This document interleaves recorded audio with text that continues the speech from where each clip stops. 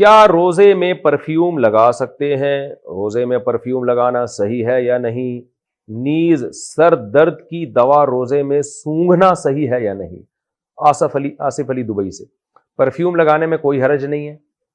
ہاں ناک کی طرف کر کے نہ لگائیں کہ ناک میں اس کے ذرات داخل ہو جائیں آپ کے، جان بوجھ کر اس کو سونگھنا، یعنی اس کے جو الکوہلک ذرات ہیں ان کو کھینچنا. جب آپ نے لگا دیا پرفیوم تو پھر اس کی خوشبو آتی رہے، اس میں کوئی حرج نہیں ہے.